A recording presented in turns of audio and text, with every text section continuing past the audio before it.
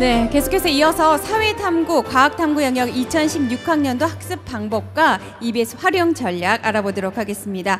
지난 수능에서 보았듯이 국어, 수학, 영어가 변별력이 좀 떨어지는 상황에서 사회탐구와 과학탐구의 중요성이 그 어느 때보다 커졌습니다. 자, 2016학년도 수능에서 더욱 중요한 사회탐구와 과학탐구 영역, 어떻게 또 무엇부터 공부해야 될지 지금부터 알아보도록 하겠습니다. 함께해 주실 네 분 선생님 모셨습니다. 사회탐구의 최태성, 박범 선생님 나와주셨습니다. 네, 그리고 과학탐구의 이은희, 여한종 선생님 나오셨습니다. 네, 환영합니다. 자, 2016 수능 말하기 전에 또 2015 수능 짚고 넘어가야 합니다. 특히 국어, 수학, 영어가 너무 어렵거나 또 너무 쉬우면서 변별력에서 사회탐구 영역 또 과학탐구 영역이 아주 중요해졌습니다. 자, 사회과학탐구 영역 일단 어떻게 좀 출제됐나요, 박범 선생님? 네, 반갑습니다. 언론에 보도가 많이 돼서 학생들이 사회탐구의 중요성에 대해서는 많이 인식을 하고 있을 거예요. 그 수능이 해를 거듭하면서 문제 유형이 정해지고 또 고난도 문제에 대한 대비가 철저해지다 보니까 경제 과목처럼 어려운 과목의 경우에도 만점자가 6%나 됐어요. 그 말은 절대 실수를 하면 안 된다는 얘기가 되죠. 반면에 생활과 윤리처럼 선택자가 많은 과목인데 신생 과목의 경우는 만점자가 0.36%였습니다. 그만큼 또 어렵게 출제됐다는 얘기가 되고요. 과거처럼 단기간에 집중적으로 공부해서 해결할 수 없다라는 것이 이번 2015 수능을 통해서 밝혀졌지 않나라는 생각이 듭니다. 그렇군요. 그렇다면 역사와 지리 과목은 어떤가요, 최태성 선생님? 지난 수능에서도 좀 어려웠었잖아요. 그죠? 네. 뭐 지금 이야기하셨는데 생활과 윤리가 가장 많이 선택하는 과목인데 가장 어려웠습니다. 이거 굉장히 중요한 포인트거든요. 가장 많이 선택하는 과목이라고 하는 건 뭐냐면 가장 만만하다는 과목이거든요. 근데 가장 어려웠다는 거 일단 요거 염두에 두시고요. 역사하고 지리 같은 경우에서는 뭐 한국사하고 세계사가 조금 어려운 편이었고 동아시아사가 조금 평이했고 지리고는 뭐 다 평이한 어떤 그런 모습이었는데 하여튼 여러분들 이 선입견은 가지시면 안 돼요. 아, 올해 되게 쉬웠으니까 그 과목은 쉬운 거야? 아, 어려웠으니까 그 과목은 어려운 거야? 라는 어떤 선입견을 가지시면 절대 안 된다는 것. 항상 이 사회탐구 과목에서는 여러분들이 중심을 가지고 진중하게 그 과목을 밀고 나가는 게 제일 중요한 것이지 여러분 친구들의 어떤 의견, 주변의 어떤 시류에 따라 가지고 왔다 갔다 하시면요 필패입니다. 이것만 좀 여러분들이 염두에 주셨으면 좋겠습니다. 내 중심을 가지고 공부해라, 선택하라 라는 말씀 해주셨고요. 그렇다면 과학탐구 한번 살펴보도록 하겠습니다. 우선 물리와 화학, 이은희 선생님 어땠나요, 시험? 네, 과학탐구 영역도 사회탐구와 마찬가지 영역별로 나름 난이도에 있어서 편차는 상당히 큰 편이었는데요. 물리하고 화학을 중심으로 말씀을 드리면 우선 화학 같은 경우에는 전년도 수능이 정말 헬이라고 할 정도로 엄청나게 어려웠습니다. 선택자 수가 생명과학과 더불어서 상당히 많은 그렇기 때문에 많은 친구들이 응시를 했었는데 작년에는 너무 어려웠기 때문에 친구들이 올해 수능을 준비하는 과정에 있어서 정말 걱정도 많이 했고 그리고 노력도 많이 했었는데 생각보다는 막상 뚜껑을 열어보니까 생각보다는 쉬웠어요. 그렇기 때문에 좀 아이들이 좀 많이 좀 편안하게 그래도 걱정했던 것보다는 좀 편안하게 시험을 치를 수 있었던 것 같고요. 물리원 같은 경우에는 전년보다는 다소 좀 어렵게 출제가 된 편이었습니다. 언뜻 봤을 때는 특이한 유형이 없었기 때문에 그냥 평이하네 라고 생각을 하고 다가갔는데 막상 보니까 그냥 단순하게 간단하게 답이 나오는 것보다는 하나하나 꼼꼼하게 찾아서 답을 이제 골라야 하는 그런 형태의 문제들이 많았기 때문에 다소 많은 친구들이 어려워했다고 합니다. 화학2나 물리2 같은 경우에는 2과목 특성상 어렵잖아요. 근데 생각했던 것보다는 막상 뚜껑을 열어보니 이 2과목은 원과목들에 비해서는 나름 좀 쉽게 올해는 출제가 되었던 것 같습니다. 네, 화학원은 전년에 비해서 좀 쉬웠고 물리원은 전년에 비해서 다소 어려웠다. 또 그리고 2과목들은 전년에 비해서 좀 쉬웠다라고 말씀해 주셨습니다. 자, 그렇다면 생명과학과 지구과학은 어떻게 출제됐나요? 여한정 선생님. 예, 생명과학도 마찬가지로 사회탐구와 마찬가지로 선택자 수가 가장 많습니다. 역시 그래서 그런지 어렵게 출제되었다. 작년 수능보다 어려웠고요. 또 여러분이 보시게 될 수능에서도 생명과학이 만만치 않을 겁니다. 자, 이건 왜 그러냐? 꼼꼼히 좀 여러분이 좀 따져보시면 생명과학 1부터 한번 생각해 보겠습니다. 가장 많은 학생들이 선택을 해요. 이번 수능에서 13만 9,814명 선택을 했는데요. 그 추이를 좀 보시면 6월 모평 때 13만 2천 명이 생명과학 1을 선택했습니다. 그 다음에 9월 달에 13만 7천 명으로 늘고요. 결국 수능에서 거의 14만 명 가까이 수능을 응시했어요. 근데 그 사이에 자연계 응시생 수는요, 6월 모평 때 22만 5천 명이었다가 수능 때 23만 명으로 늡니다. 약 5천 명의 유입이 있는데요. 그 인원의 대부분이 생명과학으로 흡수되었다라고 보실 수 있습니다. 그런데 중요한 건 왜 그런 문제가 어렵게 나오느냐? 그 유입되는 친구들은 전부 다 N수생일 가능성이 많습니다. 즉 탐구는 시간 투자한 만큼 점수가 나와요. 그렇기 때문에 재학생들보다는 N수생들이 강세인 과목이 탐구입니다. 그래서 그런 학생들의 변별력을 가르기 위해서 계속적으로 생명과학 문제가 어렵게 출제되고 있다는 점, 또 하나 생명과학 2 같은 경우는 여러분이 아시다시피 의대, 치대, 한의대 소위 말해서 자연계 최상위권 학생들이 많이 응시를 합니다. 그렇기 때문에 그 학생들을 변별력을 갖추기 위해서 문제가 역대 가장 어려웠다라고도 얘기할 정도로 생명과학 2가 어려웠어요. 자, 그래서요 2 과목 중에서 생명과학 2의 만점자의 표준 점수와 쉬웠던 물리 2의 표준 점수가 약 6점 정도 차이가 납니다. 그만큼 생명과학 2의 변별력이 컸다. 정시에서는 수학이 무력화됐기 때문에 최상위권 같은 경우는 거의 생명과학 2가 당락을 결정지었다라고 보시면 되겠습니다. 만약에 생명과학 2를 선택할 친구들이 있다면 이런 것들을 좀 염두에 두시고 미리미리 좀 준비를 해주시면 좋을 것 같고요. 지구과학 같은 경우는 조금 반대입니다. 좀 선택자가 좀 적은 편이죠. 그래서 그런지 조금은 학생들이 선택을 좀 많이 하게끔 하려고 난이도를 좀 낮춘 게 아닌가 하는 생각이 듭니다. 특히 지구과학 1 같은 경우에 어려운 단원 천체라고 알고 계시죠? 천체가 이번에 쉬웠습니다. 그래서 1등급 컷이 47점입니다. 그만큼 오히려 우리 학생들이 지구과학 선택을 많이 안 해요. 이유는 뭐 학교에서 개설이 좀 적게 되어 있는 이유도 있겠고요. 또 대학을 갔을 때 어떤 연계성, 전공과의 연계성이 좀 떨어지다 보니까 선택을 좀 안 하는 측면이 있는데 전략적으로 여러분들이 과탐 2 과목을 선택하실 때 아직 결정을 못 하셨다면 지구과학은 정말 정직한 과목입니다. 시간 투자한 만큼 점수가 나오거든요. 한번 지구과학을 선택해 보는 것도 좋은 선택이 아닐까 생각이 듭니다. 네, 2015 수능을 좀 돌아봤는데요. 지금 이 자리에 있는 학생들이 가장 궁금한 건 아무래도 탐구 과목이 왜 중요한지, 그리고 2016 수능에서 탐구 과목을 어떻게 선택할 것인지가 가장 궁금할 텐데요. 그 궁금증 최태성 선생님께서 원포인트로 짚어주시겠습니다.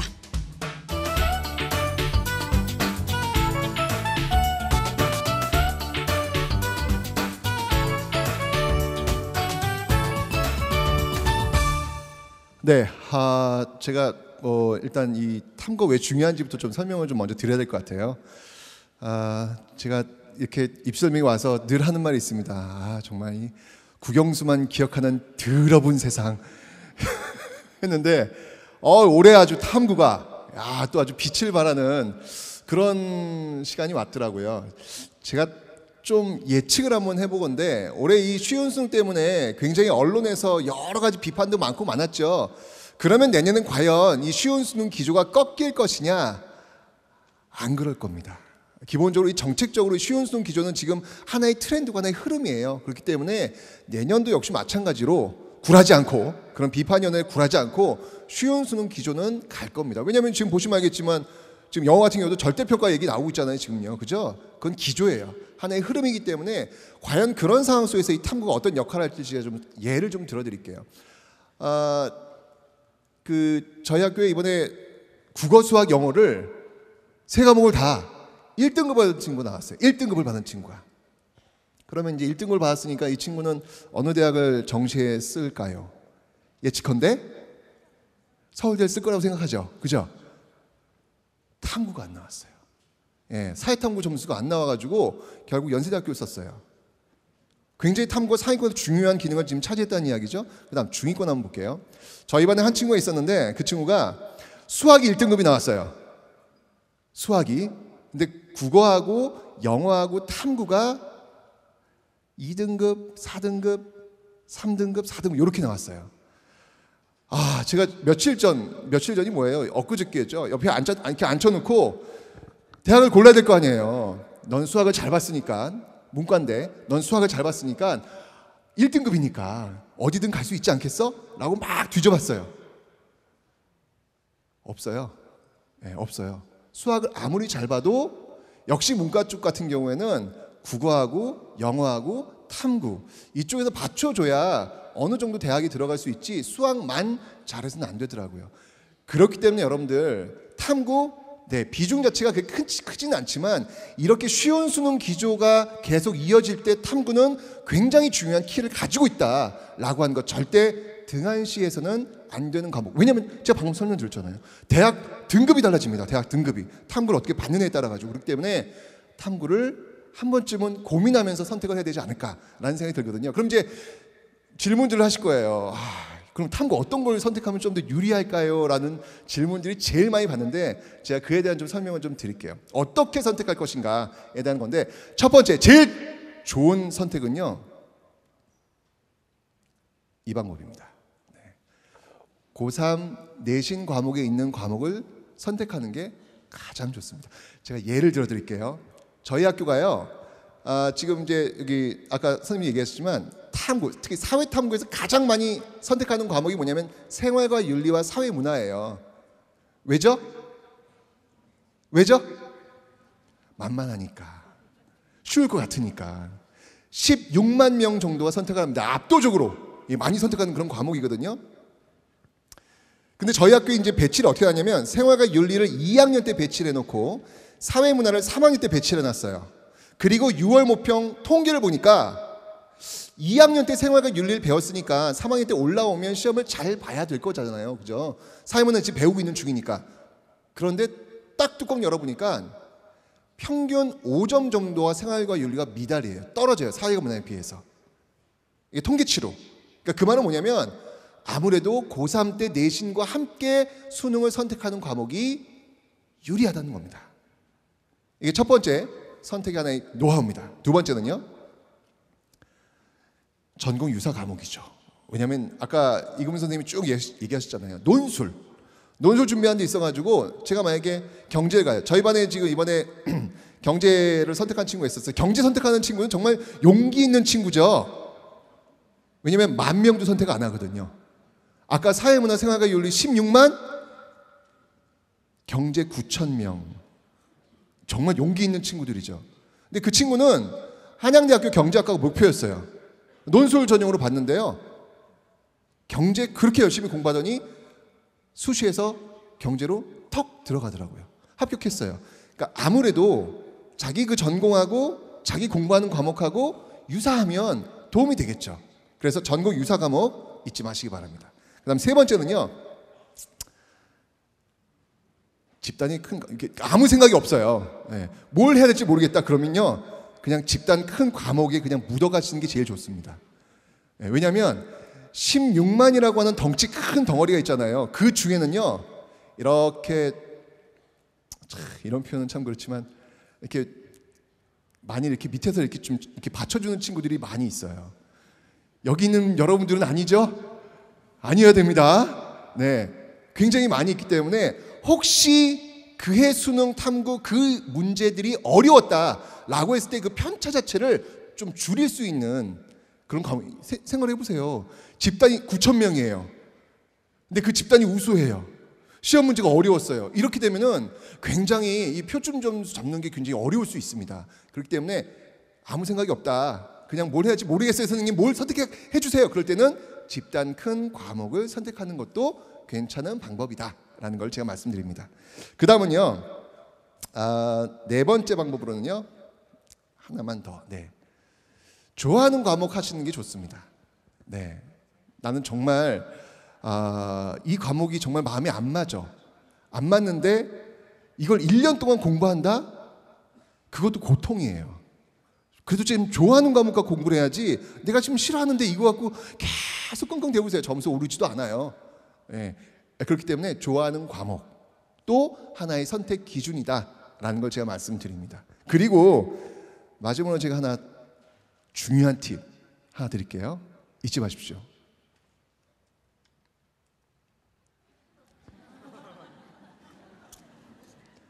제가 한국사를 가르칩니다. 제가 이야기하는 거기 때문에 신뢰를 가질 수 있죠. 네, 사회탐구 중에서 한국사 매니아들이 좀 계세요. 예, 한국사는 서울대가 필수잖아요. 그죠? 그럼에도 불구하고 저는 한국사 아까 제가 좋아하는 과목 하라고 했으니까 저는 한국사가 좋아하니까 할 거예요. 저랑 좀 개인 면담을 좀 한 다음에 하십시오. 예, 왜냐하면 한국사는요 올해가 마지막이죠. 그죠? 내년부터 한국사는 필수예요. 쉬워요. 근데 이번 여러분들이 마지막인데 정말 어렵습니다. 사실 이번 수능에 너무 어렵게 나왔거든요. 그럼에도 불구하고 만점자가 무지하게 많이 나왔어요. 그건 뭘까? 그 한국사를 선택한 집단 자체가 이상한 집단이에요. 아무리 어렵게 문제를 내도 맞춰버려요. 거기서 같이 공부하시겠다고요? 제발. 제가 한국사를 가르치지만 제가 이런 얘기하면 사실 좀 되게 슬퍼요. 내가 이런 얘기 지금 여기서 내가 왜 하고 있지? 그럼에도 불구하고 좀 도움을 드리려고. 이런 팁 제가 얘기 안 해드리면 누가 드리겠습니까? 예, 그렇기 때문에 여러분들 웬만해서는 대학교 들어가시면 한국사 하세요. 수능에서는 한국사 선택하지 마십시오. 제발 부탁드리겠습니다. 아셨죠? 자, 어쨌건 여러분들 제가 나눠드린 여러 가지 몇 개 기준이 있잖아요. 그 기준 중에서 사탐 잘 선택하셔가지고요. 중요한 키가 될 수 있으니까 원서 쓸 때 한 대학의 레벨을 올릴 수 있는 탐구 점수를 꼭 확보하시기 바랍니다. 감사합니다. 네, 여러분 큰 박수 부탁드립니다. 정말 여러분들을 사랑하는 마음으로 애정 어린 조언해 주셨습니다. 자, 이렇게 어떻게 선택할 것인가 확인해 봤는데요. 그렇다면 선택은 했습니다. 그럼 과연 어떻게 공부할 것인가? 시기별로 공부하는 방법 좀 알아보도록 하겠습니다. 우선 사회탐구부터 알아보도록 하겠습니다. 박범 선생님, 자, 시기별 학습법, 사회탐구는 도대체 어떻게 공부해야 될까요? 여러분들은 3, 6, 9 하셔서 3월, 6월, 9월 3번 계획표를 짠다라고 생각하시면 됩니다. 지금부터 3월 학평 전까지는 무조건 개념 마찬가지입니다. 어떤 과목이든지. 그리고 6월 모의평가 전까지는 6월 모의평가에서 수능 특강 연계가 되잖아요. 그러니까 수능 특강 정말 열심히 보는 거. 그리고 6월 모의평가가 끝나고 9월 모의평가 전까지 9월 모의평가 수능이라고 생각하세요. 그래서 그 시기에 나오는 수능 완성 교재뿐만 아니라 수능 특강까지 같이 해서 정말 열심히 보신 후에 9월 모의평가 딱 보고 나면 그래도 부족한 거 나옵니다. 그러면 수능까지 그때 부족했던 약점 그리고 고난도 문제들 기출 꾸준히 반복해서 보시는 것 그런 것 같아요. 예전에는 뭐 사회탐구, 과학탐구는 아니죠. 예, 사회탐구 뭐 여름방학 때 하면 된다라고 했는데 정말 긴 호흡을 가지고 긴 시간 동안 주기적으로 이렇게 반복해서 공부하시는 것이 중요할 것 같습니다. 네, 주기적으로 긴 호흡을 가지고 3월, 6월, 9월, 3, 6, 9 이 시기를 나눠서 공부하라고 조언해 주셨습니다. 자, 그렇다면 과학탐구는 좀 어떻게 공부해야 될까요? 이은희 선생님. 네, 앞서 박범 선생님께서 시기별로 나누어서 사탐을 공부해야 된다라고 말씀을 해주셨는데요.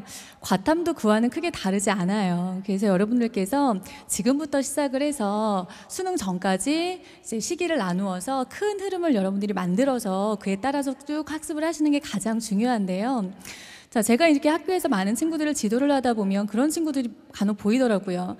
겨울방학 때 국수형을 중심으로 하고 쭉 6월 모평까지 가요. 그리고 나서 6월 모평 이후부터 과탐을 시작하는 친구들이 있더라고요. 자, 근데 여러분들은 절대 그러시면 안 됩니다. 왜냐하면 자, 이과생인 친구들은 아마 알 거예요. 과학탐구에서 다루는 그 개념들이 정말 단기간에 여러분들 걸로 만들어지지 않는다라는 것. 그만큼 개념은 상당히 까다롭거든요. 과학탐구는 뭐 단순하게 뭐 이해가 안 되면 외우면 되지 뭐 절대 과학탐구는 그렇게 해서는 수능에서는 고득점을 받을 수가 없습니다. 자, 그렇기 때문에 하루라도 빨리 여러분들이 과학탐구 개념 공부 시작하셔야 되고요.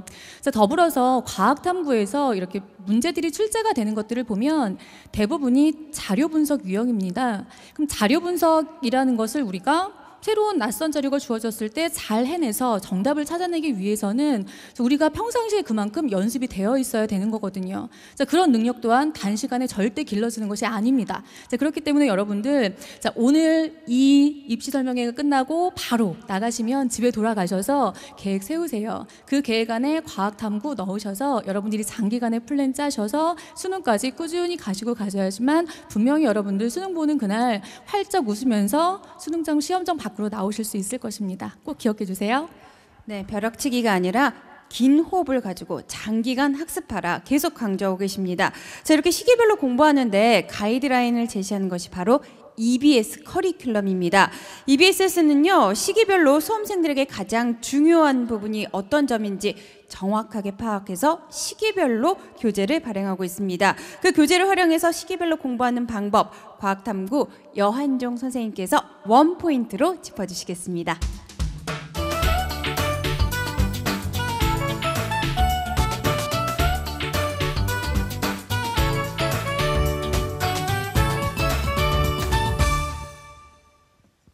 예, 다시 한번 인사드리겠습니다.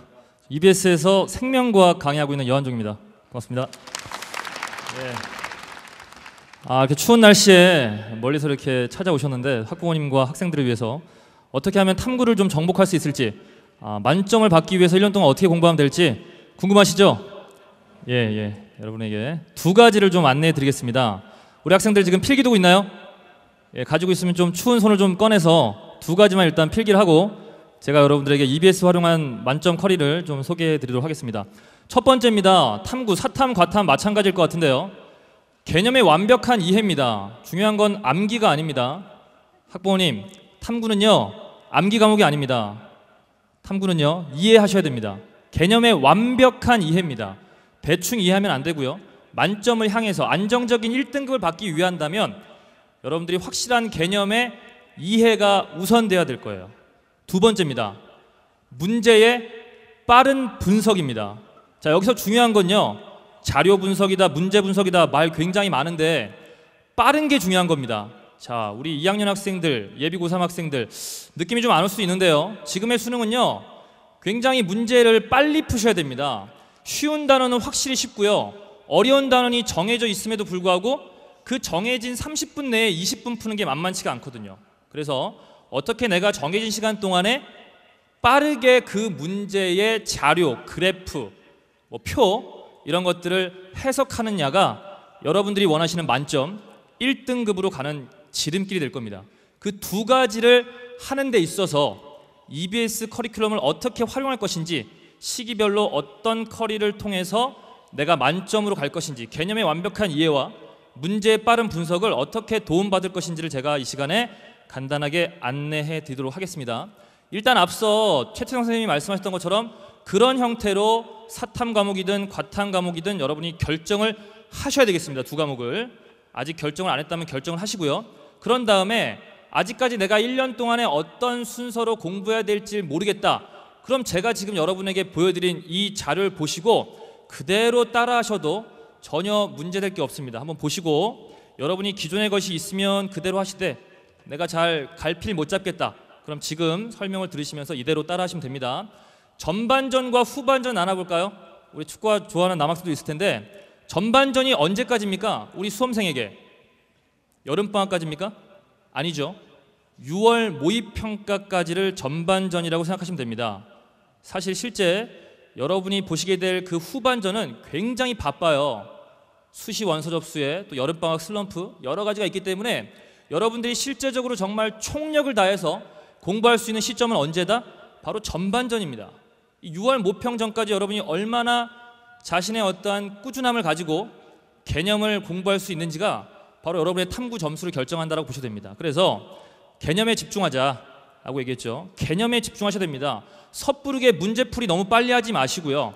나 2학년 때 내신 잘 봤어, 나 웬만큼 잘해, 잘하는 거 압니다. 하지만 수능은 또 달라요. 그리고 수능은 자꾸 진화되고 있기 때문에 여러분들이 조금 더 개념에 대한 시간 투자를 많이 할수록 좋습니다. 자, 일단 우리 지금 현재를 보겠습니다. 겨울방학인데요. 겨울방학부터 이제 3월 학력평가라고 있어요.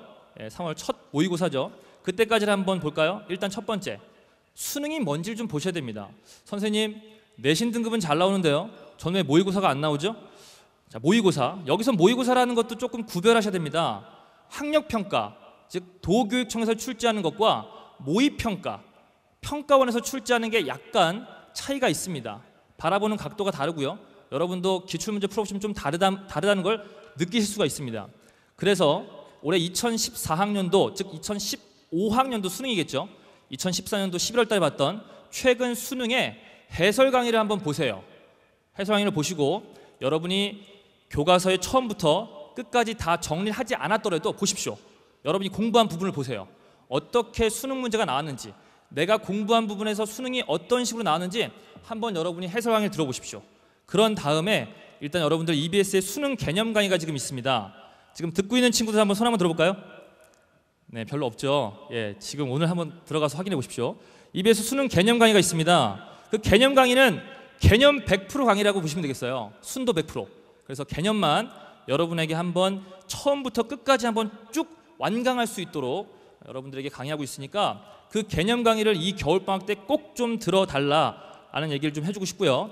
그런 다음에 EBS 커리큘럼을 좀 보시고 1년 동안 내가 탐구, 과탐, 사탐을 봐야 되는데 어떤 커리큘럼, 어떤 교재, 어떤 강의를 내가 1년 동안 들을 것인지를 여러분 나름대로의 자신의 커리큘럼을 한번 세워보십시오. 제가 전체 커리큘럼을 조금 이따가 다시 안내를 좀 해드리고 할 겁니다. 자, 이렇게 해가지고 이제 개학을 맞았습니다. 3월달 학교를 갔습니다. 자, 어떻습니까? 방학 때와는 분명히 시간 관리가 달라져야 되겠죠. 방학 때처럼 그렇게 오버페이스 할 수가 없어요. 학교 일정에 맞춰야 되기 때문에 다시 여러분의 학습 계획을 재확인하셔야 됩니다. 그렇죠? 그런 다음에 집중하셔야 될 게 6월 모평 전까지 꼭 하셔야 될 게 잘 아시는 것처럼 수능 특강입니다. 물론 수능 특강이 출간되는 시기는 1월 말이지만 여러분들이 3월부터 6월 모평 전까지 수능 특강을 완벽하게 이해하셔야 됩니다. 제가 지금 계속 이해라고 하는 단어와 완벽하게라고 하는 단어를 반복하고 있는데요. 개념의 완벽한 이해가 6월 모평까지 완성된 친구들이 후반전이 굉장히 수월해집니다. 아시겠죠? 자, 그런 것들을 꼭 생각해 주시고, 여기서 선생님이 기출문제 좀 병행이라고 썼는데 그거는 해도 되고 안 해도 됩니다. 여러분의 수준에 맞춰서 여러분의 개념 정리 정도에 따라 평가원 기출문제를 좀 보셔도 좋고요. 이걸 후반전으로 넘기셔도 상관없습니다. 너무 문제풀이를 빨리 하려고 하지 마시고요. 개념을 충실하게 하는 그러한 전반전을 보내라 라는 얘기고요. 자, 이렇게 해서 이제 전반전을 보냈습니다. 이제 후반전이죠. 개념의 완벽한 이해, 그 다음에 하나 더 뭐라고 했죠? 문제의 빠른 분석이라고 그랬습니다. 그럼 이제 문제를 푸는 요령 같은 것들, 유형 같은 것들을 정리하는 시간들을 보내셔야 되겠습니다. 그래서 이제 6월 모평부터 9월 모평을 좀 끊어보면, 일단 6월 모평은 여러분들이 이제 보시게 될 2016학년도 수능이 어떤 식으로 출제될 것인지를 보여주는 하나의 이정표 역할을 하기 때문에 일단 또 6월 모평에 여러분이 방점을 찍으셔야 되겠죠. 어떻게 문제가 나오는지 해설 강의 등을 통해서 또 연계가 어떤 식으로 되는지 또 이후에 선생님께서 안내해 드리겠지만 연계가 이런 식으로 된다는 것들을 소개받고 그런 것들을 좀 유심히 보실 필요가 있습니다.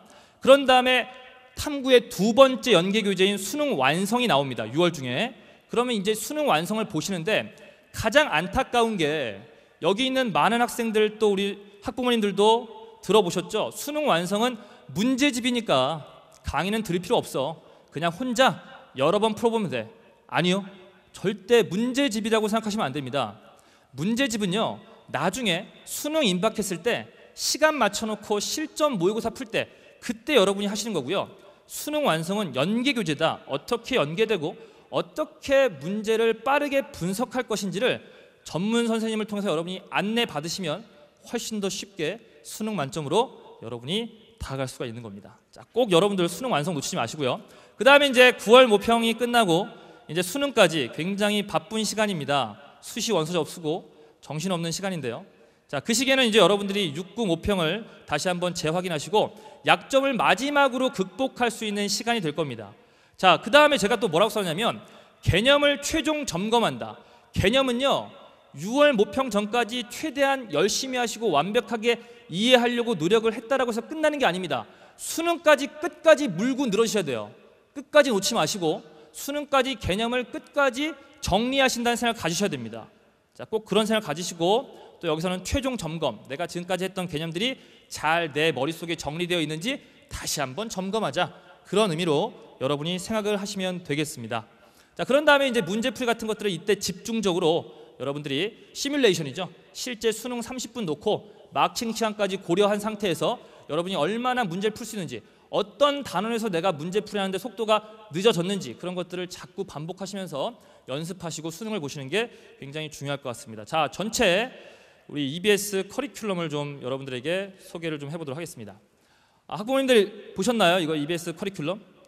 EBS 사이트 들어가시면요, 왼쪽에 이제 EBS 전체 커리큘럼 나오고요, 우리 사과탐 커리큘럼이 나오는데요, 잘 보이시지는 않지만 일단 지금 현재는 수능 개념이 오픈되어서 학생들에게 강의를 하고 있습니다. 네, 그 강의가 있고요. 그 다음에 수능 기출 플러스라는 강의도 있고요. 제가 좀 빨간색으로 칠해놓은 것은 연계 교재입니다. 수능 특강이 이제 1월 말에 오픈되고요, 강의가 진행이 될 겁니다. 그 다음에 이제 문제풀이 강의도 굉장히 많습니다. 수능 완성이 이제 6월에 오픈되고요.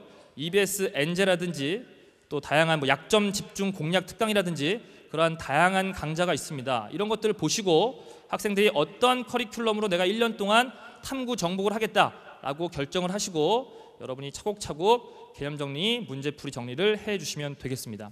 복잡합니다. 커리큘럼 어떻게 정리해야 될지 잘 모르겠습니다. 그런 경우가 있겠죠.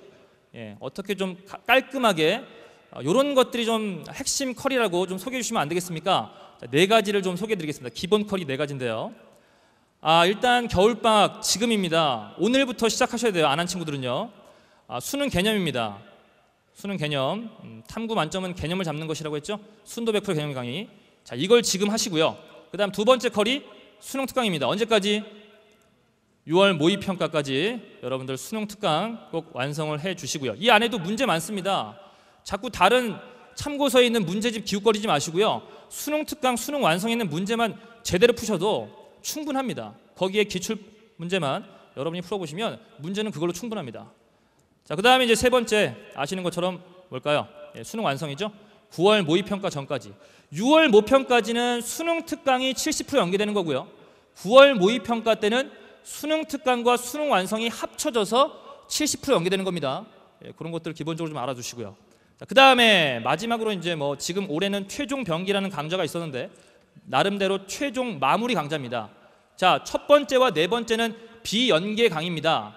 그리고 2번째와 3번째는 연계 교재를 가지고 강의하지만 그래도 적어도 이 4개 정도의 강좌는 EBS 강의를 여러분들이 활용하신다면 충분하지 않을까. 여기에다가 여러분들이 좀 추가로 필요하신 강의가 있으면 EBS 커리큘럼의 다른 강의들을 활용하시면 좋겠습니다. 자, 여기까지 이제 제가 여러분들에게 말씀을 드렸는데요.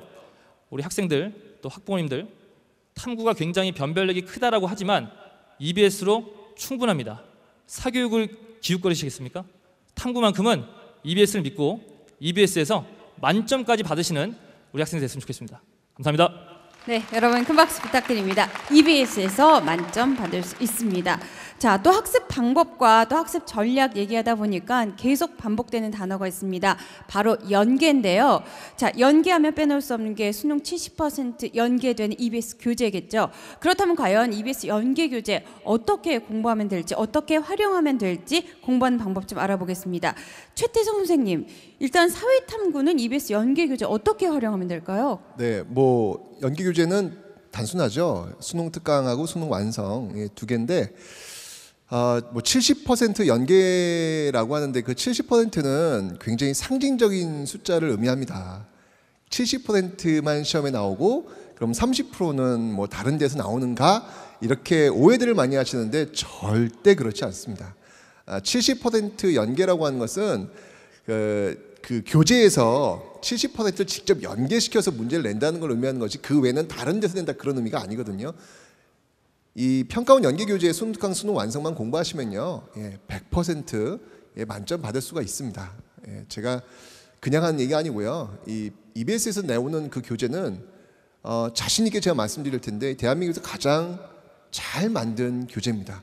이건 누구도 부인할 수 없습니다. 그런 어떤 과정을 거쳐서 만드는 거기 때문에 여러분들은 오늘 집에 가셔가지고 혹시 모르겠어요. 고3이라서 지금 됐으니까 새로운 마음에 막 서점 가가지고 막 이 책도 고르고 저 책도 고르고 그런 친구도 있을는지 모르겠지만 그러지 마시고요. 부모님들도 이제 책 마음대로 사주지 마시고요. 수능 특강하고 수능 완성, 평가원 연계 교재, 금딱지가 어떻게 올해는 붙여 나온지 모르겠는데 작년에는 금딱지 붙여 나오는 교재 보시면 아시거든요. 예, 그것만 갖고 공부하시면 되고요. 지금 이제 방금 말씀하신 대로 여름 방학쯤 지나서 이제 기출, 평가원 기출이 있어요. 예, 그것만 반복해서 푸시면 충분히, 특히 이제 또 평가원 연계 교재 보면 그 뒤에 해설이 있거든요. 해설도 너무 훌륭합니다. 예, 그래서 한 문제 같은 걸 풀 때 정답 골랐다. 여러분들 너무 기분이 좋아하세요. 답을 맞췄다는 그 쾌감이 있으니까. 근데 그 다음에 오답에 대해서는 너무 무시하세요. 절대 그러시면 안 되죠. 어차피 연계라고 하는 거는 변형되어서 나오는 것이 똑같이 나오는 게 아닙니다. 그렇기 때문에 옳은 것은 늘 연계해가지고 옳지 않은 것으로 낼 수도 있어요. 그 말은 건 뭐냐면 여러분들이 고르지 않은 그 오답이 정답 처리도 될 수 있다는 이야기죠. 그렇기 때문에 공부할 때는 정답 고르는 것도 중요하지만 이게 왜 정답이 아닌지에 대해서 여러분 스스로 분석할 수 있어야 되는 것이고, 그런 것들이 되어야 비로소 한 문제를 풀었다라고 이야기하는 거니까요. 여러분들 같은 평가원 연계 교재 가지고 진중하게 반복하면서 공부하시면 좋은 결과 얻으실 수 있을 겁니다. 네. 네, 평가원 연계 교재를 활용하고 해설까지 활용하되 왜 정답이 아닌지 정확하게 분석하라고 강조해 주셨습니다. 자, 다음으로 과학탐구 영역 연계 교재를 공부하는 방법 좀 알아보겠습니다. 자, 여한정 선생님, 어떻게 공부하면 될까요? 예, 과학 얘기를 좀 해보겠습니다. 과학탐구는 우리 학생들이 수능 보고 난 다음에 체감 연계율이 낮은 과목 중에 하나죠. 분명히 평가원에서는 70% 연계했다라고 하는데 우리 학생들이 수능 보고 난 다음에는 그 70%를 체감하지 못합니다. 여기 계시는 우리 수험생들 또 학부모님들도 정말 70% 연계가 맞아라고 하는 의구심을 가지고 계실 텐데요. 중요한 건 이건 것 같습니다. 체감 연계율을 높이기 위한 공부를 했는가? 자, 우리 학생들이 연계 교재, 우리 사과탐, 탐구는 두 개밖에 없습니다. 2권. 우리 수능 특강과 수능 완성 2권인데요. 교실 가면 다 연계 교재가 있고요. 우리 고3 수업도 다 연계 교재를 합니다. 내신도 보고요. 자, 그런데도 불구하고 체감 연계율이 상당히 낮아요. 자, 그 이유는 우리 학생들이 교재를 스스로 봅니다. 자, 이런 말이 있죠. 우리 병법사에 적을 알고 나를 알면 100번 싸워도 위태롭지 않다. 지피지기면 100점 불태다. 자, 여기서 적이라고 하는 표현을 좀 쓰긴 좀 그렇지만 평가원이라고 하는 곳을 우리 학생들이 잘 알고 있습니까? 평가원에서 수능을 출제하죠. 그 수능이 어떻게 만들어지고 문제가 어떻게 나오는지 우리 EBS에 있는 학교 선생님들은, EBS 지금 수능 특강, 수능 완성, 연계 교재를 강의하고 있는 선생님들은요, EBS에서 그쪽으로, 평가원 쪽으로 연수를 갑니다. 즉 문제가 어떻게 출제되는지 문항 출제 연수라는 걸 해요. 합숙을 통해서 실제로 연계 교재 속에 있는 문제가 수능에 어떻게 문제화되는지, 어떤 식의 자료가 어떤 식으로 수능 문제화되는지를 저희가 합숙을 통해서 같이 들여다봅니다. 이걸 사교육 선생님들은 할 수가 없어요. 저희 EBS 선생님들이 그런 과정들을 거쳐서 그런 노하우를 담아 연계 교재를 강의하는데 우리 학생들이 그러한 강의 없이 혼자 스스로 교재를 보다 보니 아까 말씀드렸던 문제를 빠르게 분석하고 개념을 완벽히 이해하는 눈을 키우지 못한 상태에서 수능을 보는 거죠. 그렇기 때문에 여기 앉아있는 우리 학생들은 시간을 쪼개고 계획을 세워서 탐구의 중요성을 인식하시고 꼭 연계 교재만큼은 강의를 통해서 여러분들이 확인하신다면 체감 연계율을 훨씬 더 높일 수 있을 거란 생각이 듭니다. 네, 연계를 확실하게 확인하고 싶으면 강의를 통해서 확인할 수 있다라고 말씀해 주셨습니다. 계속 연계하는데 이 연계 문제가 어떤 것인지 확실히 보여드리겠습니다. 이은희 선생님께서 연계란 무엇인지 원포인트로 확실히 정리해 주시겠습니다.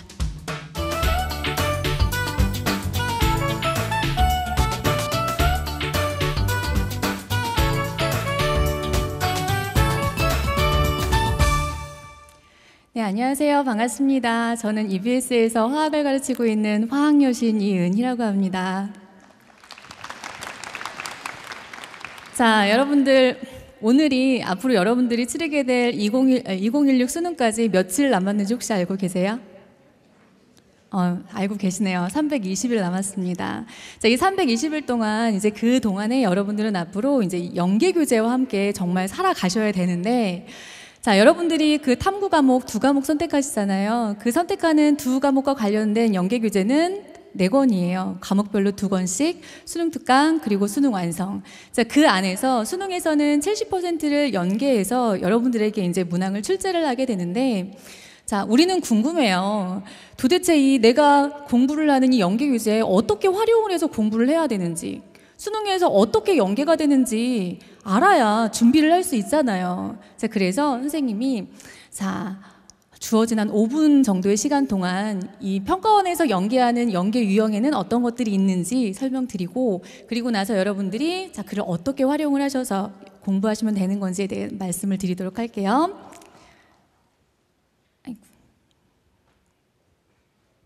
아이고, 네.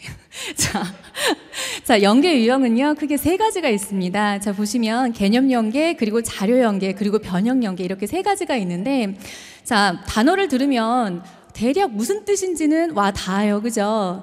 자, 하나하나 설명해 드리면, 개념 연계라는 것은 뭐냐면 그 여러분들이 공부하시는 그 연계 교재 안에 들어있는 그 본문에 나와 있는 개념을 그대로 문제화 시키는 거예요. 자, 그래서 문제를 제시를 한다라는 것이고, 자료 연계라는 것은 그 교재에 문항들이 많이 실려 있어요. 그 문항에 나와 있는 자료를 이용을 하겠다라는 거예요. 근데 자료 연계 같은 경우에는 이용을 하는 과정에서 거의 비슷하게 이용을 하는 거예요. 그러니까 약간의 가공을 거친다던가 아니면 거의 비슷하게 문항을 출제하는 경우를 말하는 거고요.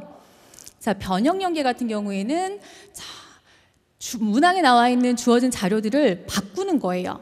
정말 처음 보는 형태처럼, 또는 이 문항과 저 문항에 있는 그런 자료들을 통합을 해서 새로운 자료를 여러분들에게 제시를 하는 거예요. 자, 이렇게 크게 3가지 유형으로 여러분들에게 연계를 해서 문항을 제시를 하게 되는데, 자, 각 연계 유형별로 이렇게 문항수가 보통은 분포가 되거든요. 자, 전체 이 문항들을 다 더해보면 14문항 정도가 되죠. 맞나요? 14문항이면 탐구 과목 한 과목당 전체 20문항이에요. 20문항 중에서 14문항이면 70%가 되는 거죠. 자, 여러분들 그거 알고 있으세요? 이 70%에 해당하는 이 14문항만 맞으시면 여러분들은 최소 35점 정도를 받으실 수 있어요.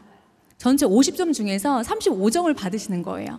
그럼 35점이면 여러분들이 기본 3등급을 깔고 들어가시는 거예요. 자, 그렇기 때문에 연계 교재만 여러분들이 제대로 공부를 하셔도 여러분들의 시작은 3등급이 되는 거예요. 무슨 얘기인지 아시겠죠? 자, 이렇게 3가지 연계 유형으로 출제가 되는데, 이 중에서 가장 연계 체감률이 높은 게 자료 연계의 경우거든요. 자, 그 이유는 자료가 거의 그대로 유사하게 인용이 되다 보니까 아무래도 그만큼 문제가 나왔을 때 이거 내가 연계 교재에서 봤던 건데 라는 생각이 들 수밖에 없겠죠. 자, 각각의 3가지 연계 유형에 대해서 제가 예시를 보여드릴게요. 그래서 여러분들이 어떻게 연계가 되는 건지 확인할 수 있게끔. 자, 우선은 첫 번째 이 문항이에요. 자, 이 문항은 작년에 시행됐던 6월 모평 문항이거든요. 자, 이 문항은요, 그 당시에 작년에 발행됐던 이 수능 특강에 나와 있는 본문과 연계가 된 거예요. 자, 한번 찾아보시겠어요? 어느 부분이 연계가 된 것 같아요? 찾으셨나요? 막상 보니까 잘 모르겠죠? 자, 제가 표시를 해드리도록 할게요. 자, 이 부분 그리고 이 부분 찬찬히 들여다보면요, 그 본문에 나와 있던 화학 반응식을 그대로 자료화 시켰고요. 더불어서 이 본문에 나와 있는 개념을 보기로 지금 만들어 놓은 거예요. 따라서 이 본문의 개념 부분만 여러분들이 정확하게 공부를 하셨다면 이 문제 맞을 수 있을까요? 없을까요?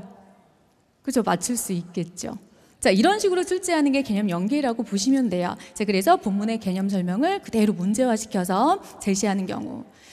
자, 다음으로는 자료 연계의 경우예요. 자, 이 자료 연계가 가장 연계 체감률이 높다라고 말씀을 드렸어요.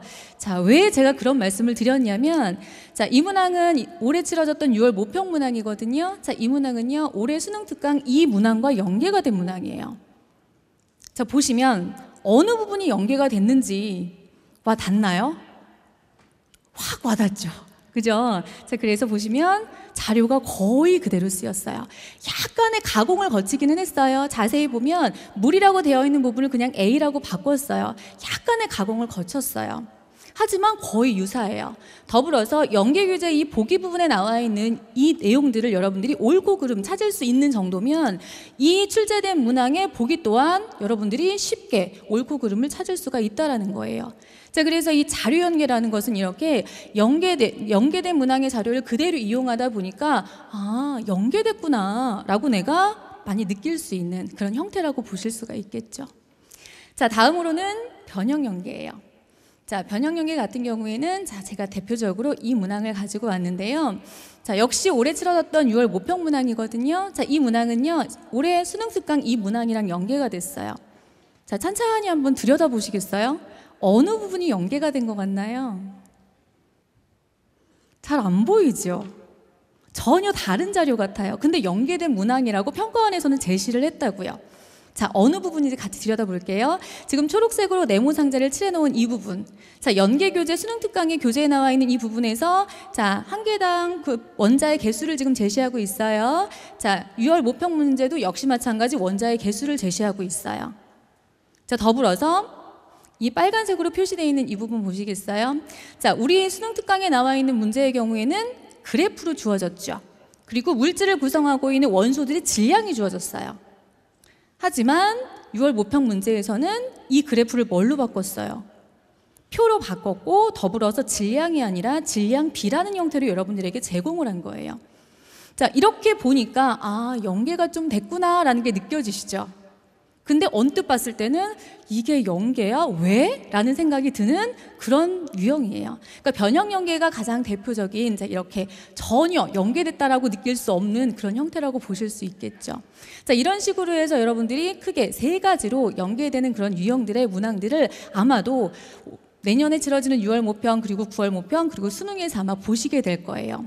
자, 그렇다면 이렇게 우리한테 제시되는 연계 문항들, 자, 우리는 연계 교재를 가지고 준비를 해야 되는데 자, 어떻게 해야 될지 조금 감은 오시나요?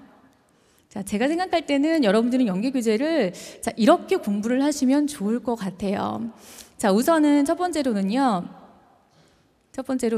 자, 여러분들 아마 지금 이제 오늘 입시 설명에 선생님들이 해주시는 여러 말씀들 들으시면서 아, 나는 이제 돌아가서 계획도 열심히 세워서 앞으로 이 겨울 정말 뜨겁게 보낼 거야. 막 이런 생각하고 있으실 거예요. 맞죠? 자, 그러는 과정에서 과학탐구 과목 분명히 아마 여러분들이 기본서를 선택을 하셔야 될 거예요. 기본서를 선택을 하셔서 여러분들이 수능까지 가지고 가셔야 되는데 저도 가끔 학교에서 이렇게 있다 보면 친구들이 질문을 해요. 선생님, 제가요 과학탐구 공부를 하려고 자, 서점 가서 책을 사려고 봤더니 너무나 많은 책들이 있는 거예요. 이 중에서 저는 어떤 책을 골라서 공부를 하는 게 좋을까요? 선생님 보실 때는 어떤 책이 가장 좋은 것 같아요? 이렇게 물어본다고요. 그럼 저는 뭐라고 얘기하냐면 주저없이 수능 특강을 사라 라고 얘기를 해요. 제가 EBS 강사이기 때문에 책 팔려고 그런 얘기하는 걸까요? 그건 아니에요. 왜냐하면 이 수능특강은 평가원 감수를 받는 교재예요. 그 이야기는 건 무슨 얘기냐면 수능특강이 발간되기 이전에 평가원에 들어갔다 나온다는 얘기예요. 따라서 평가원에서 이 안에 여러분들이 공부를 해야 되는 그 내용 중에서 혹시 빠진 게 있는지 또는 불필요한 게 있는지 다 걸러준다라는 거예요. 그렇기 때문에 여러분들이 수능특강을 기본서로 삼아서 공부를 하신다면 어떤 개념을 내가 어떻게 공부를 해야 될지를 방향을 잡을 수가 있다는 얘기예요. 자, 그렇기 때문에 저는 주저없이 수능특강을 권해드리는 거고 연계교재를 권해드리는 거예요. 자, 더불어서 자, 여러분들 연계교재에 나와 있는 문항 외워야 되겠어요? 아니면 외우지 않아야 되겠어요? 안 외워야 되겠죠. 아까 연계유형 보여드렸죠. 그대로 자료 연계 같은 경우에는 출제가 되기는 하지만 분명히 바꾸는 부분이 있다고요. 자, 그렇기 때문에 절대 외우시면 안 되고요. 여러분들이 공부하는 과정에 있어서는 이 연계 교재에 있는 문항은 여러분들의 개념을 적용하시는데 그리고 여러분들의 추론 능력을 키우는 즉 사고력 향상에 활용을 하셔야 된다는 얘기예요. 아시겠죠? 자, 여러분들이 앞으로 공부하시게 될 이 연계 교재 많지 않아요. 자, 그 두 권을 이용해서 여러분들이 열심히 공부하셔서 수능에서 꼭 좋은 결과 얻으셨으면 좋겠습니다. 감사합니다. 네, 여러분 큰 박수 부탁드립니다. 자, 지금까지 좀 쭉 살펴보면요. 탐구 과연 어떤 과목을 선택할 것인지, 시기별로 어떻게 공부하면 되는지, 또 EBS 연계교재 활용 방법까지 알아봤는데요. 그렇다면 남은 건 가장 중요한 지금 당장 공부를 어떻게 하면 되는지 겨울방학 학습 방법에 대해서 좀 알아보도록 하겠습니다. 최태성 선생님, 자, 지금 오늘 밤부터 우리 학생들 공부할 텐데 겨울방학 어떻게 공부해야 될까요? 네, 계획을 이제 좀 잡으실 텐데요. 제가 실례를 좀 들어드릴게요.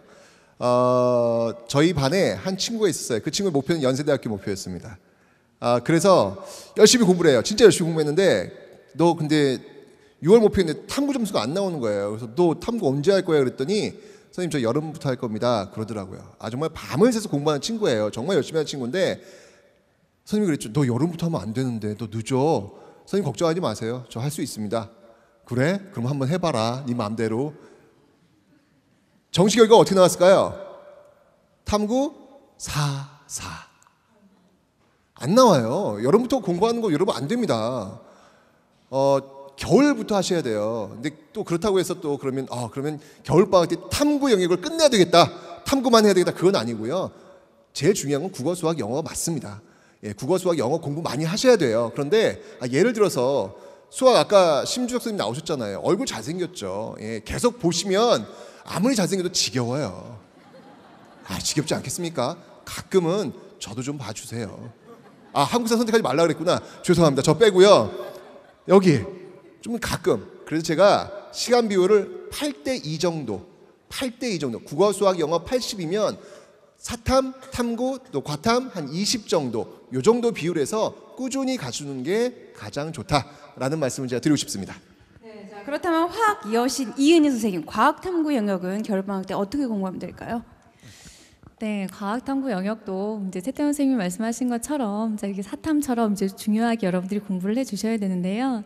자, 다가오는 이 겨울방학 여러분들은 참 고민이 되게 많으실 거예요, 그죠? 어떻게 공부를 해야 내가 수능에도 좋은 결과를 얻을 수 있는지에 대한 고민 정말 많으실 텐데, 자, 과학탐구 공부를 하기에 앞서서 제가 우선은 여러분들에게 한 가지 결정하라고 말씀드리고 싶은 건 뭐냐면 바로 과목 선택이에요. 아마 지금 여기 앉아 있는 친구들 중에서도 나는 아직 과학탐구 어떤 과목을 선택을 해야 될지 고민하는 친구들 많이 있으실 텐데요.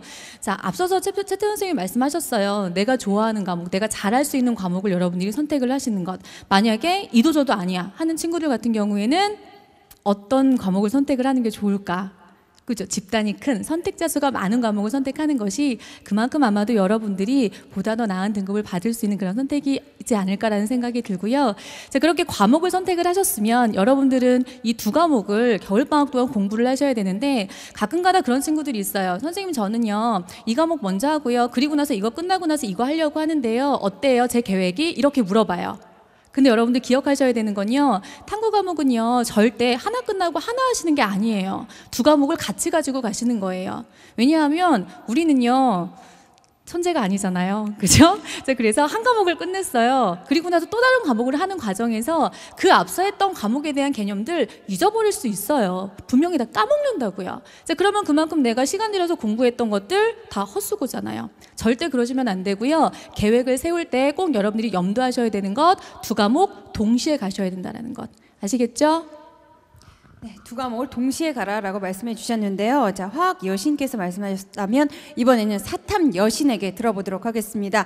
사탐 여신 박범 선생님 죄송합니다. 계속 여신 하다 보니까 사탐 여신 박범 선생님께서 겨울방학 학습 방법을 원 포인트로 짚어주시겠습니다.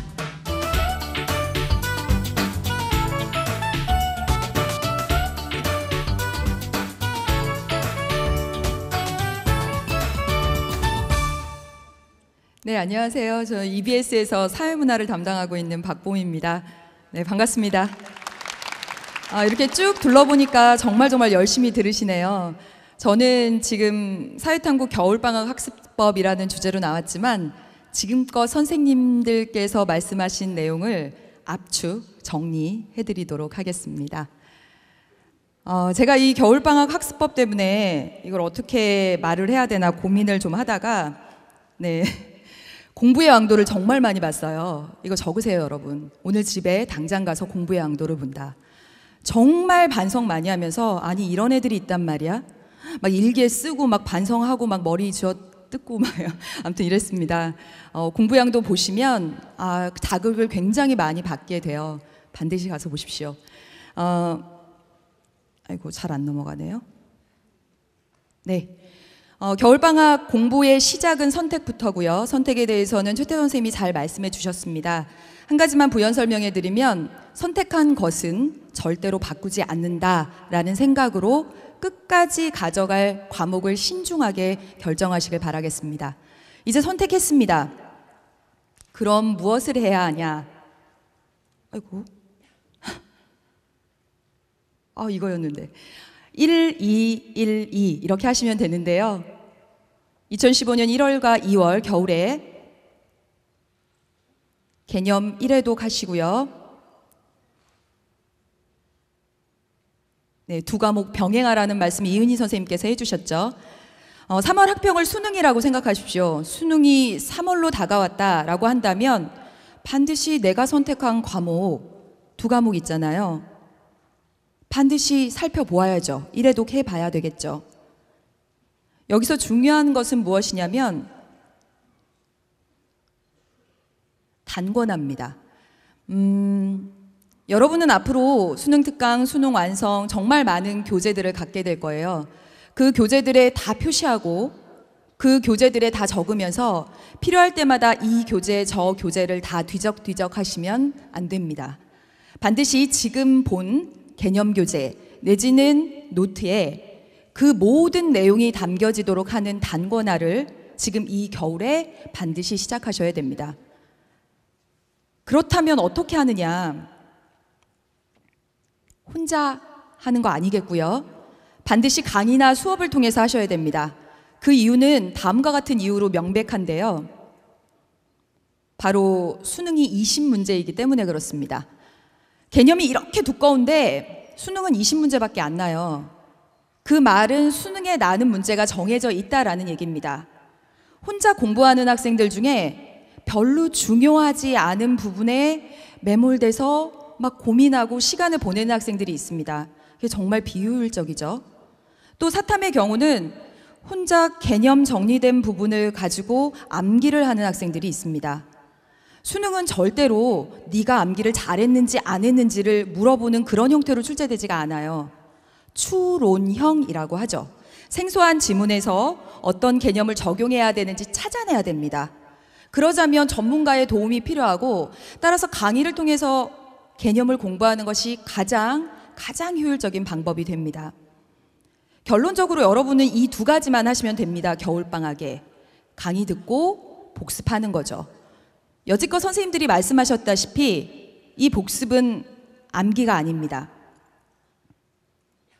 그 이유는 여러분들은 개념을 1회독하고 끝나는 것이 아니라 2회독하고 3회독하고 4회독 할 겁니다. 개념을 몇 번씩 반복하는 과정에서 자연스럽게 암기가 되거든요. 그렇기 때문에 일부러 지금 암기하실 필요가 없고 계속 반복하면서 알아가는 것들이 있고 암기가 안 되는 것들은 모의고사 직전에 모아서 순간적으로 암기를 이렇게 해주시면 됩니다. 지금은 이해하시는 것이 중요해요. 지금껏 선생님들이 한 말을 저는 그냥 정리했습니다. 제가 제일 하고 싶은 말은 지금 이 김성근 감독님과 관련된 얘기입니다. 이 김성근 한화 감독님은 이 잘 못하는 팀을 맡았다가 성적을 올리기로 유명한 감독님이세요.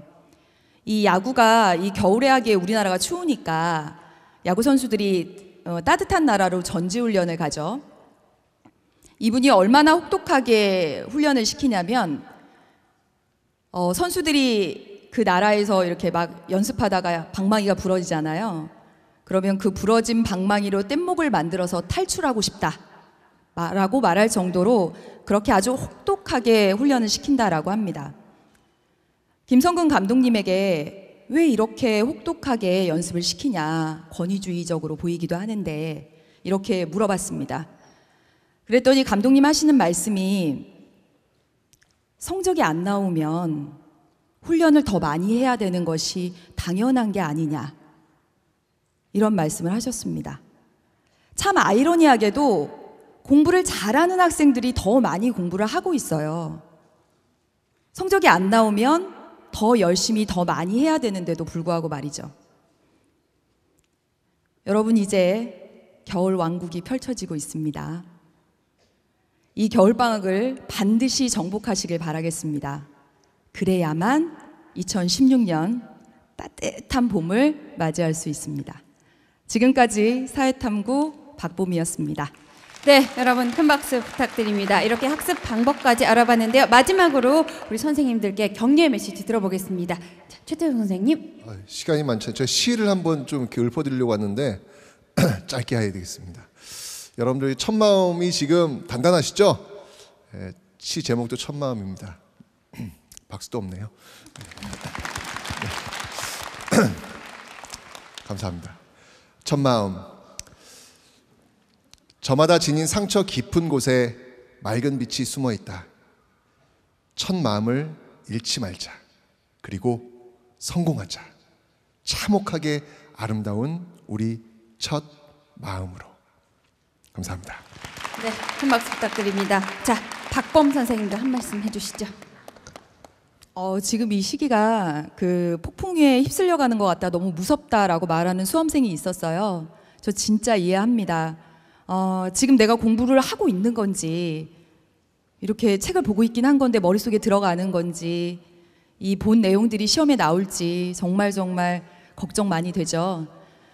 그러나 이 시기를 모두 지나가 보면 그걸 알게 됩니다. 내 인생에서 진짜 내가 최선을 다한 시기구나라는 것을 알게 됩니다. 여러분, 있는 힘껏 할 수 있는 한 최선을 다하셔서 이 시기가 모두 끝난 이후에 하나의 후회도 없으시길 바랍니다.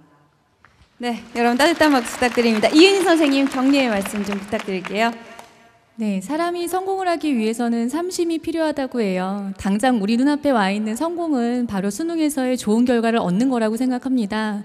자, 그 삼심은 바로 초심, 그리고 열심, 그리고 뒷심입니다. 초심이 있어야 열심히 할 수 있는 거고요. 초심이 있어야 뒷심을 발휘해서 끝까지 함께 할 수 있는 것입니다. 자, 따라서 여러분들 지금 마음속에 품고 있는 그 초심, 끝까지 여러분들 수능까지 가져가셔서 수능에서 좋은 결과 얻으실 수 있었으면 좋겠습니다. 네, 여러분 따뜻한 박수 부탁드립니다. 자, 마지막으로 이완정 선생님도 한 말씀 해주시죠. 예, 일단 긴 시간 여러분 수고 많으셨습니다. 내년 이맘때 한번 여러분 생각해 봅시다. 누가 여러분에게 이렇게 질문했어요. 1년 동안 공부 열심히 했니? 라고 물어봤을 때 여러분들은 어떻게 대답하시겠습니까? 대부분의 우리 수험생들이 겸손해서인지 나름대로 열심히 했어, 이런 대답을 하는 것 같습니다. 자, 대한민국에 태어난 수험생들, 물론 힘들고 어려운 시기지만 수험생이 됐을 때 나름대로 열심히 안 하는 수험생은 없습니다. 나름대로만 가지고는 여러분이 지금 생각하고 있는 그러한 목표에 도달할 수 없고요. 또 여러분이 지금 가지고 있는 성적만큼도 죄송하지만 이룰 수 없습니다. 자, 오늘부터 출발하시면 됩니다. 내년 이맘때 여러분들에게 누가 수험생활 어떻게 했니? 공부 열심히 했니? 라고 물어봤을 때 누가 봐도 정말 독하게 쟤처럼 했는데 안 될 수가 있겠어? 라는 말을 들을 정도로 1년만 독해집시다. 정말 여러분 부모님이 여러분 짠하게 생각하시고 1년 동안 여러분들 함께 계실 거고, 또 여기 계신 선생님들도 여러분의 수능 대박, 여러분의 합격을 받는 그날, 여러분의 최고의 날은 아직 오지 않았습니다. 여러분의 수능 날, 여러분이 합격자 발표하는 그날이 여러분의 최고의 날이 되기를 희망하며 기대하겠습니다. 화이팅! 여러분 감사합니다. 자, 오늘 함께해 주신 네 분 선생님 진심으로 감사드립니다. 네, 이렇게 긴 시간 함께해 주신 여러분 다시 한번 감사드리고요. 수험생 여러분, 지금부터 시작입니다. 본인만의 속도로 지치지 말고 꾸준히 하신다면 최선의 결과 얻으실 수 있습니다. 그 곁에 항상 EBS가 있겠습니다. 함께해 주셔서 진심으로 감사드립니다. 지금까지 아나운서 황민영이었습니다.